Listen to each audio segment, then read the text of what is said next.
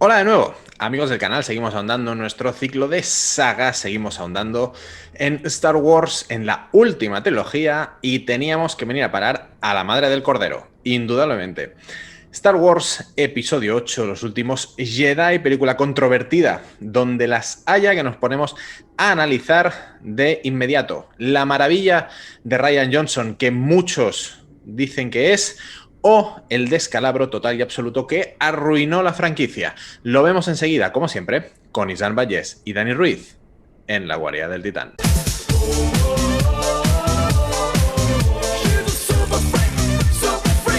Pues 2 años después del episodio 7 de JJ Abrams y un año después de una película que nos dejó alucinados totalmente, como fue Rogue One, con esa llegada de Darth Vader que no nos esperábamos, queríamos saber más sobre Rey, queríamos saber más sobre Snoke, queríamos saber más sobre los Caballeros de Ren, queríamos saber más sobre por qué Luke Skywalker estaba oculto, queríamos saber más sobre ese testigo que JJ Abrams le daba de manera metafórica a Luke Skywalker cuando Rey le ofrecía ese sable láser. Y Rian Johnson, ¿qué hizo?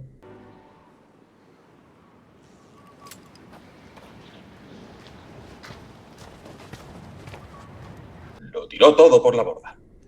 Exactamente. Y es que creemos que esa escena que encontramos al principio de la película es definitoria de lo que Rian Johnson propuso para este episodio 8 y de lo que íbamos a ver en esa película, y a la postre acabaría siendo definitoria de cómo se iba a tener que finalizar la trilogía.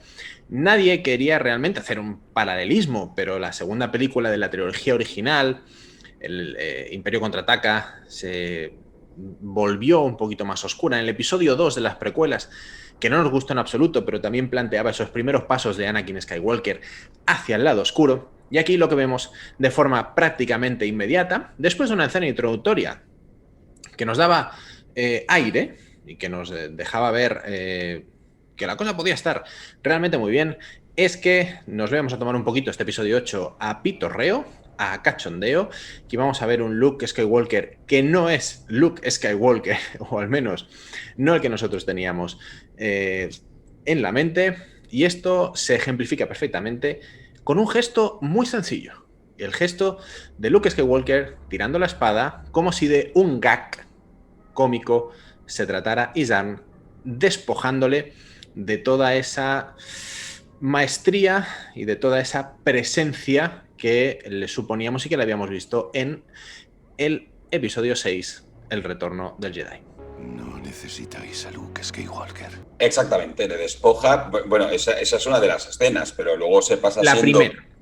Sí, se pasa siendo el alivio cómico prácticamente toda la película hasta bien entrado el final. Dices que no era nuestro look, pero es que tampoco era el look de Mark Hamill. Y muchas veces basamos nuestras críticas no solo en nuestra opinión, sino en la opinión de Mark Hamill. Es cierto que Rian Johnson era su película y todo lo que tú quieras, pero no era no era su trilogía. Ha quedado absolutamente demostrado que no era su trilogía, ya hablaremos de ello en el directo, y tampoco era su saga, con lo cual no podía hacer lo que le daba la gana. Pero lo hizo, y una de las muestras fue esa. Toda la trama de Luke Skywalker, incluso la escena de la redención, yo creo que está mal planteada, porque, en fin, incluso el momento de la redención no es él, sino que es un ente astral. Una proyección astral, sí. Sí. Y bueno, como bien dices, la primera parte con Poe Dameron mostrando todo su poderío como piloto de X-Wing es tremendo. Nos recuerda muchísimo también a de donde veníamos antes, de Rogue One, pero todo eso se diluye de mala manera con la trama de Rey, con la trama de Kylo Ren, con cómo se trata todo el tema de Snoke, con una trama nueva que no tiene ningún sentido, como es la de ir al casino y coger a Benicio del Toro, otro personaje de la chistera. Tenemos varios, también, ya sabes, a mí que me encanta, me gusta mucho que en estas sagas, en estas trilogías, se saquen personajes de la chistera, como por ejemplo Laura Dern y a Benicio del Toro, y luego se esfuman. Bueno, Laura Dern directamente nos propone una de las peores escenas no de toda la saga, yo creo que de todo el universo de Star Wars, porque se lo carga. Esa escena directamente se carga los cimientos del universo de Star Wars. Pero bueno, también hablaremos de todo ello. Desde luego. Y es que Yo tengo un problema enorme con la película, de entrada por el tono. eh, Algo que mucha gente alaba, que es ese tono cómico. No creo que Star Wars sea la base o sea el caldo de cultivo como para introducir ese tipo de humor, pero yo tengo un problema serio y reconozco que me pesa mucho en el conjunto de la película respecto a lo que se hizo con Luke Skywalker. El propio Mark Hamill en diversas entrevistas ha hablado largo y tendido desde la humildad y desde la serenidad, porque no es un tipo brusco, pero dejando meridianamente claro que él discrepó con Rian Johnson durante todo el proceso respecto al Mark Hamill, respecto al Luke Skywalker que íbamos a ver en pantalla, pero bueno, que era la película que dirigía Rian Johnson y al final él se amolda a, en este caso, pues los deseos del director. Hablaba antes de la escena de la espada. Vamos a ver cómo Rey va descubriendo esa vida, esa cotidianidad de Luke Skywalker en ese templo Jedi. Supuestamente el templo centro, ¿no? Epicentro de la fuerza del lado luminoso, y vamos a ver a Luke Skywalker no solo no queriendo ejercer de Jedi, de mentor o de Luke Skywalker, sino que lo vamos a ver en tareas cotidianas, pescando, ordeñando un ser extraño de forma, diríamos, tan ridícula como desagradable. Y además descubriendo que el templo Jedi, más que un templo de sabiduría y recogimiento, es un parador nacional en el que hay pues una serie de gente que se dedica a, suponemos, lavar la ropa, hacer la cama y poner la comida y la cena en función de si estás a pensión completa o a media pensión, lo cual le quita toda la mística al asunto del hecho de que Luke Skywalker estuviera realmente aislado, estuviera realmente en recogimiento, ¿no? Y en un proceso de introspección, pero es que además se conjunta con un proceso de mentoría que para mí no va a ninguna parte y que no tiene absolutamente nada que ver con el que vimos entre Obi-Wan y Luke o entre Yoda y Luke, ni siquiera con el que vimos entre Obi-Wan y Anakin Skywalker. No tengo la sensación de que haya realmente una fusión, de que haya una coalición, de que haya ni siquiera la química adecuada entre el personaje interpretado por Daisy Ridley y el personaje interpretado por Mark Hamill, ¿no? Con un guión que flojea de todas y que no consigue transmitir precisamente aquello que supuestamente nos debería enganchar a la pantalla al respecto de quién es Rey, de dónde viene, cuál es su origen y por qué tiene esa conexión tan importante con la fuerza.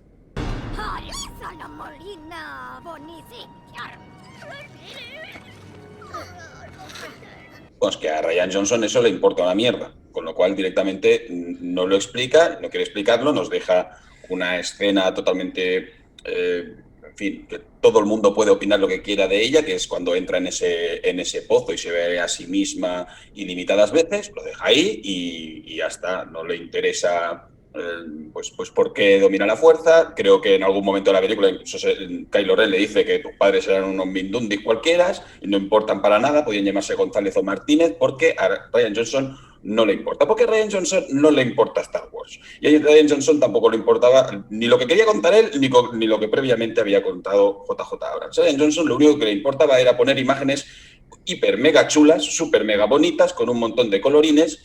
Y eso la película lo tiene. Y eso sí, estoy de acuerdo. La gente que defiende la película por la fotografía, por la imagen y por la composición, estoy absolutamente de acuerdo. Pero eso no hace una película. Eso lo que hace es un videoclip.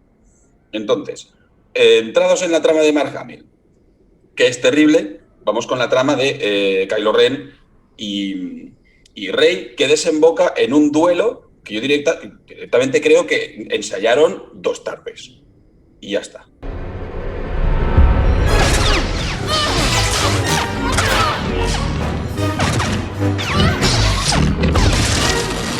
Que genera, que primero previamente han asesinado a Snow, con lo cual es otra patada a la primera película de JJ Abrams.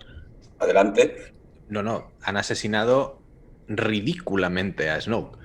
No han asesinado a Snoke después de un combate epiquísimo entre gente súper poderosa en la fuerza y súper hábil en el manejo del sable láser. No, en absoluto, en absoluto.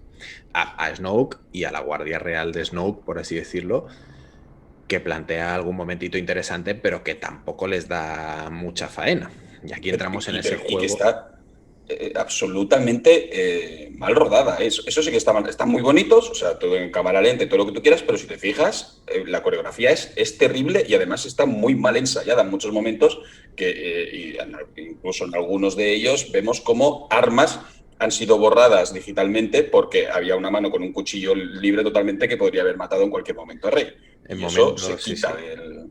Momentos en que se ve a los guardias de Snoke esperando su turno, ¿no? Bueno, Terrible. en fin, cosas que se deberían haber pulido un poquito más. Aquí entramos también en un juego habitual, el de Kylo Ren, que ofrece a Rey la oportunidad, parece ser, de ¿no?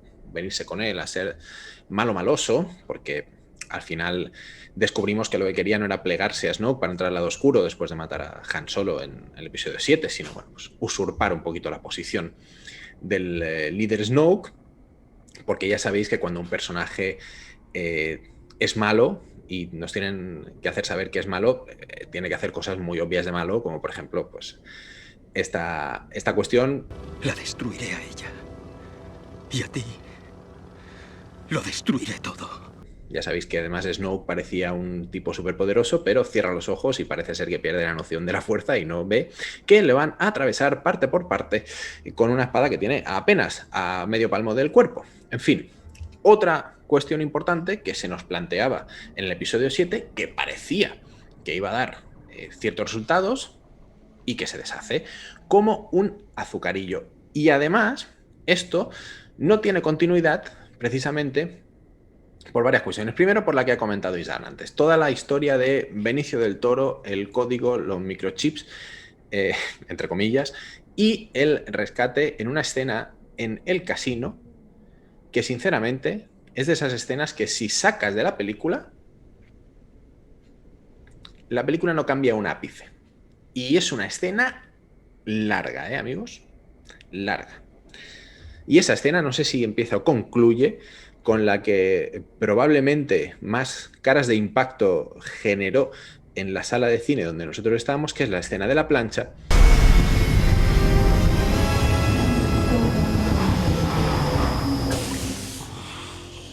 Tras la cual yo miré a y dije, hostia, estamos viendo la secuela de Spaceballs. Y está por aquí Mel Brooks, pero no estaba Mel Brooks, estaba Rian Johnson y era una película de la franquicia Star Wars. Yo en aquel momento ya me revolví incómodo en mi asiento y esperé impacientemente a que la película terminara, porque entre lo de Luke y eso, y otras cuestiones cómicas, con perdón, como ver a Adam Driver sin ropa, ya lo vimos sin la máscara en la primera película, me sacaron totalmente y ni esa magnífica fotografía pudo hacer que me reenganchara, porque el universo Star Wars no es el universo, creo, al que uno tiene que venir a decir, mirad lo bueno que soy, mirad cómo innovo, mirad cómo arriesgo. Eso lo puedes hacer en otro sitio, el universo Star Wars, y más dentro de una saga que es continuista respecto a la trilogía original, menos todavía. No es el lugar, no es el sitio y no es el momento. Sí. Sabiduría contenían, pero créeme, no albergaban nada. Y lo que comentabas tú de esta trama en el casino con Benicio del Toro, además, si había un personaje que generaba muchísimas dudas y en fin, que no acababa de gustar, era el personaje de Finn, ¿no? De John Boyega, que Rian Johnson directamente le da una trama, como tú comentabas, súper larga, con otro personaje nuevo que no habíamos visto hasta ahora, que es el de Kelly Metitran. ¿Cómo os conocisteis? Suerte. Que luego, por desgracia, veríamos que acabaría, en fin, pagando el pato, pero nos dedicamos al episodio 8, número 8, y me gusta que los Simpson hicieran esa analogía porque estoy absolutamente de acuerdo con totalmente el número con 8. ellos, con Barney y con Yoko Ono. Número 8. Número 8. Número 8. Número 8. Número 8. Entonces, pues eso, tienes esa trama con estos dos personajes que, primero, no te interesan, segundo, no interesa, y tercero, se hace absolutamente larga e innecesaria con un personaje que además poco importa en la trama del episodio 8 y mucho menos en la intervención de la trilogía, porque de ahí no va a salir, no lo vamos a rescatar. Recordar también que durante toda la película lo que estamos viendo, de una manera que se explica vagamente, es que las naves de Star Wars, ¿no?, que se mueven tridimensionalmente por toda la galaxia, están viajando en línea recta porque en línea recta tienen detrás a destructores imperiales que les están persiguiendo también por toda la galaxia. Más o menos eso se explica ligeramente y te lo tienes que tragar. En fin, eso nos lo tragamos. Pero muchas de las otras cosas que ocurren no, y me voy directamente al personaje chisterazo también, que es Laura Dern, antes de ponernos a hablar de la princesa Leia, que también será importante. Es que iba a decir lo de la línea recta precisamente por Leia, sí. Exactamente. Que lo que hace es, cuando ve que no, ya en ese momento, cuando ve que han sucumbido varias fragatas, varias naves médicas y varias historias, dice, oye, voy a girar el cacharro y voy a inmolarme poniendo la velocidad absurda y cargándome a todos los destructores imperiales, incluso un super ultra giga destructor imperial, porque en esta trilogía todo tenía que ser más grande.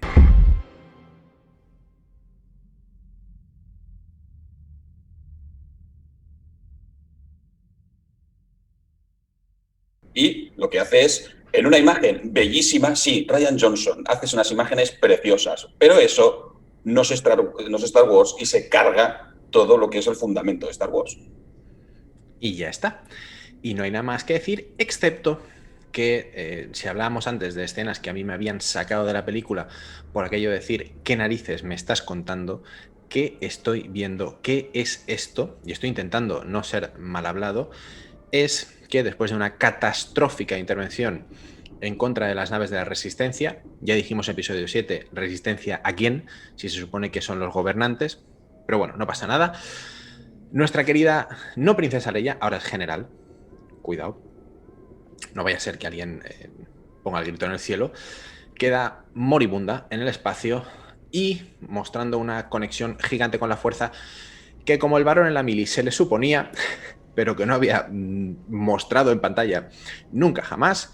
Amigos, saca su capa roja, su traje azul, su S en el pecho y se dirige, surcando los cielos, puño en ristre, sí, hacia un lugar seguro donde va a ser acogida, rescatada y curada. De verdad que no era necesario maltratar así al personaje de Carrie Fisher.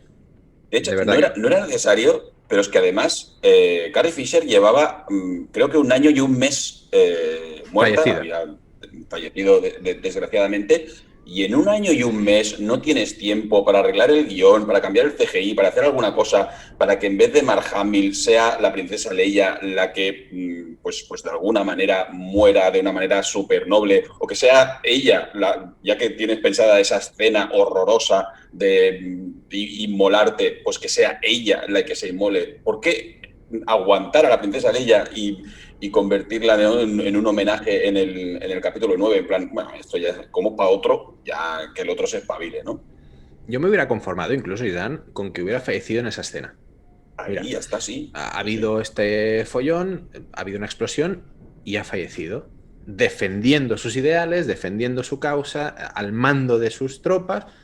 Eso también daría muchísima más carga emocional al personaje de Poe Dameron, porque en cierta manera ha sido culpa de él. Exactamente, pero no.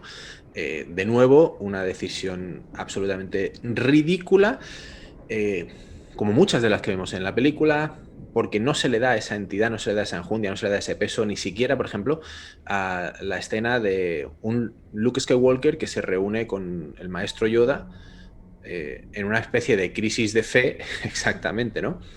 Que si decides hacerla, en ese momento nosotros estábamos ya en una galaxia muy muy lejana respecto a la película, hay que decirlo, con un Luke Skywalker que cuando le quieres dar escenas de peso emocional y de seriedad y de introspección, ya no te lo crees porque lo has visto con la barba manchada de leche turbia de un animal espacial.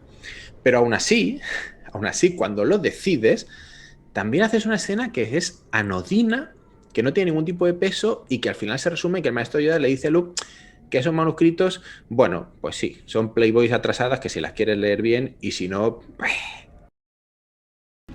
Los textos sagrados de los Jedi. ¿Leído los has? Bueno, apasionantes no eran. Pues tampoco. Pero además en un tono que si Mark Hamill nos parecía el recurso cómico, aquí ya Yoda es lo que decías tú antes, es Mel Brooks pintado de verde. O sea, descojonándose de la risa delante de Mark Hamill. Absolutamente absurdo. Hemos hablado en otros vídeos, Isan, de cómo ciertas decisiones se cargan el imaginario de Star Wars, se cargan la mística de Star Wars, y es que esta escena es una de esas. Todo lo que se ha construido en el universo Star Wars, que es, ¿no? Que como decíamos, tiene ese pozo y ese peso dramático, aquí vuela de un plumazo. Es absolutamente alucinante. Alucinante. Y el tema Rian Johnson. No, perdón, digo, Rian Johnson quiso dar cierta realidad, ¿no? Supongo que cierto carácter real a una saga absolutamente fantástica y que tiene una carga mística muy grande, quitándole toda esa pátina de misticismo y de fantasía y no funciona, es que no funciona y mucho menos funciona en una película aislada. Exactamente. Esto lo podemos rematar, después de la escena de la plancha, en ese confrontamiento final en el que, bueno, uno esperaría alguna otra cosilla, ¿no? Una batalla en un planeta con un suelo de sal, que al principio nos va a recordar igual un poquito a las llanuras de Hoth. Bueno, está bien. De nuevo vemos una escena con un Kylo Ren teniendo uno de esos ataques de ira infantil, pueril, que ya le criticábamos en el episodio 7, ya totalmente desmarcado, evidentemente, de aquel pozo que sí tenía, y aquella serenidad malvada que sí tenía Darth Vader, aunque siguen insistiendo mucho en que, bueno, en fin, todo aquello. Y en una confrontación con Luke Skywalker, que al final no es tal. Que, por cierto, yo tampoco acabo de ver el recurso, o por lo menos a nivel de guión, el por qué Luke Skywalker decide aislarse y toda su historia con Ben Solo de pequeño, intentando matarlo. Me patina, me chirría por todas partes. Para mí, además, no le otorga nada especial al personaje de Luke, no le otorga nada especial al personaje de Kylo Ren, de Ben Solo. Y es una especie de pastiche que te lo han puesto allí, que te lo tienes que creer, pero que es que no cuadra nada con ninguno de los dos personajes, sobre todo con el de Luke. Aunque ya hemos dicho desde el principio que el propio Mark Hamill dijo que ese Luke no era su Luke.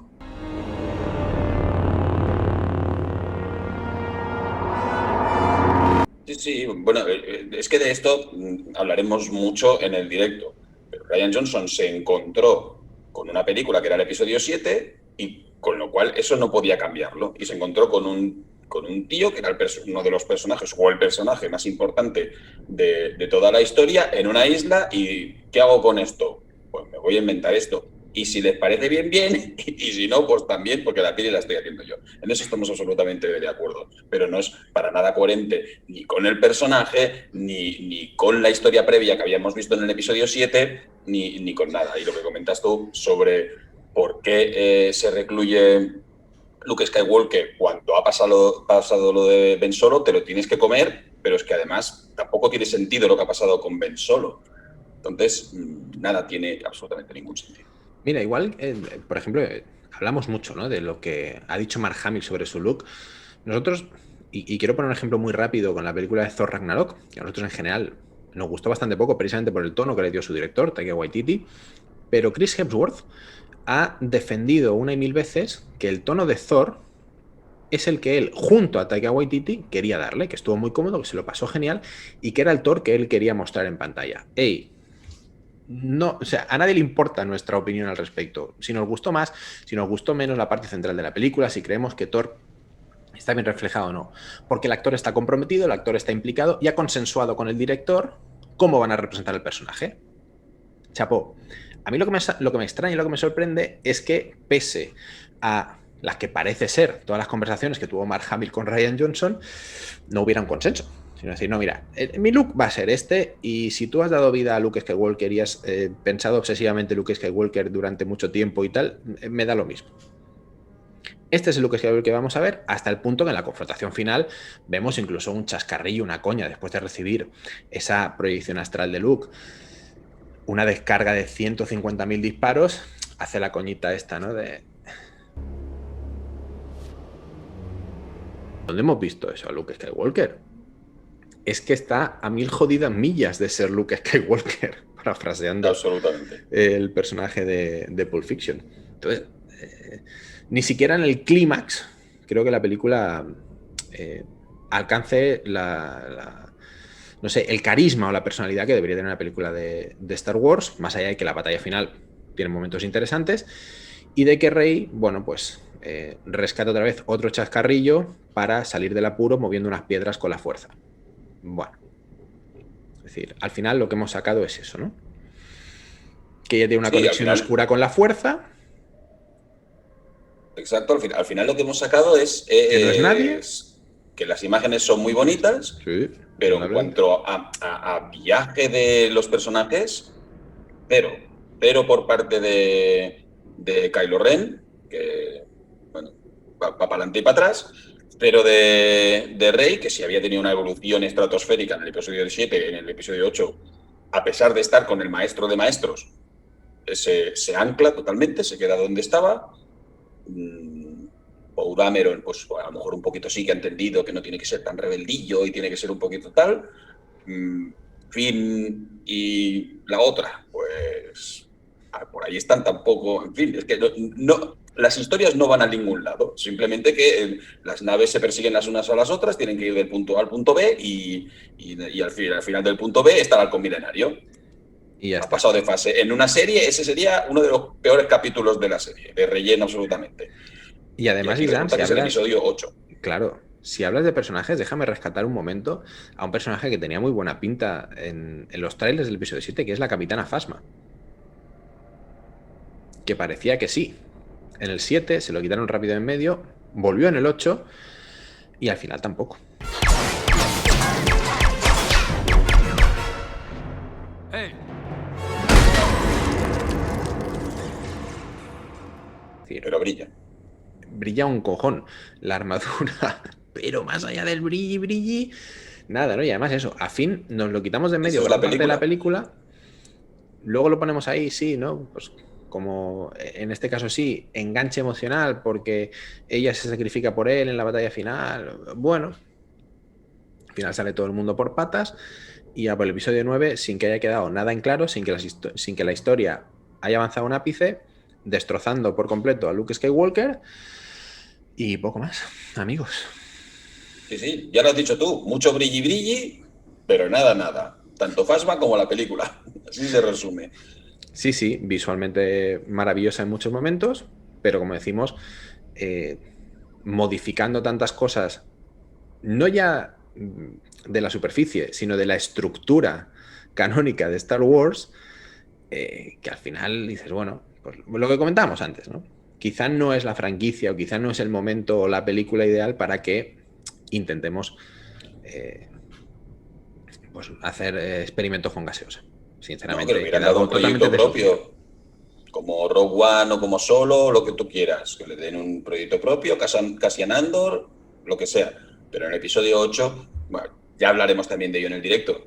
Es que en la trilogía tienes que tener una estructura, y si no tienes una estructura, pues te pasa lo que te pasa, y cada uno hace lo que le sale de los cojones. Y Rian Johnson pues hizo esto que le sale de los cojones y que pues, defrauda absolutamente la saga de la Guerra de las Galaxias. Y además, a posteriori, sobre todo después del episodio 9, hemos visto, y aún siguen saliendo, pruebas y toneladas de pruebas de que evidentemente no había un plan, no había un guión, no había un camino a seguir. Aquí cada uno ha hecho lo que ha podido o lo que ha querido y ya está. Y por cierto, que también nos han acusado de esto alguna vez, no es un ataque a Rian Johnson, cuyas películas, algunas de sus películas, nos gustan y mucho. Simplemente es en su trabajo de dirección, en esta película en concreto, que nos defraudó muchísimo por todo esto que hemos expuesto y que estamos, voy a decir, frontalmente en contra, vaya. Al final, un cineasta puede hacer lo que quiera, pero destruye mitología e imaginario de Star Wars a toneladas y eso, a nosotros que somos fans de toda la vida, pues nos ha dolido, ¿qué queréis que os diga? Sí. Bueno, es eso, ¿no? Al final sí que puedes ir haciendo moviolas teniendo en cuenta también líneas rojas, creo yo, en Star Wars. Lo hemos comentado muchas veces. Juego de Tronos no es El Señor de los Anillos. Cosas que pueden pasar en Juego de Tronos no pueden salir en El Señor de los Anillos porque, en fin, no te cuadraría lo más mínimo. Pues aquí igual hay cosas que no pueden ser y por desgracia son. Entonces, pues chirría absolutamente, tanto a nivel funcional, por ejemplo, lo del suicidio que podrían haberse cargado desde el primer momento la estrella de la muerte de esta manera, hasta cosas como la plancha que están totalmente salidas de tono. Esto, pues no. Y luego si además me haces una historia absolutamente incoherente en sí misma y con lo que venía previamente, pues al final te quedas con de las peores películas de la saga. Sin duda alguna. Por suerte para Rian Johnson, después llegaría el episodio 9 para poner la guinda de la trilogía, pero en este caso el episodio 8 nos dejó fríos, nos dejó vacíos, nos dejó terriblemente decepcionados.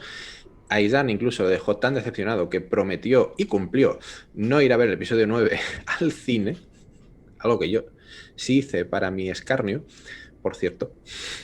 No aprendo. Pero el episodio 8, como digo, nos dejó terriblemente decepcionados. Seguramente lo que debería haber sido un punto álgido dentro de la trilogía acabó siendo un subsótano, el parking 2, -2 de un centro comercial. Y, como decimos, después llegaría el episodio 9 para refrendar que esto no tenía ningún sentido y que desde luego es una trilogía que no iba a pasar a los anales de la historia dentro de Star Wars, hasta el punto de que tampoco lo entendemos esto. Mucha gente pide que se descanonice. Bueno, eso es absurdo. Ya hablaremos de ello también en el directo. Exactamente. Esto ha sido todo de momento. El episodio 8, decepción total. El episodio 2 lo calificamos como todo mal. Y el episodio 8... Mucho brilli, mucho pero brilli, nada. Pero nada, amigos. Volveremos la semana que viene con el episodio 9 para cerrar esta trilogía y este primer ciclo de sagas que empezamos hace ya unos mesecitos, que Star Wars da para mucho. De momento esto ha sido todo. Volveremos con más, como siempre, con Islam Vallés y Denis Ruiz en la guarida del Titán.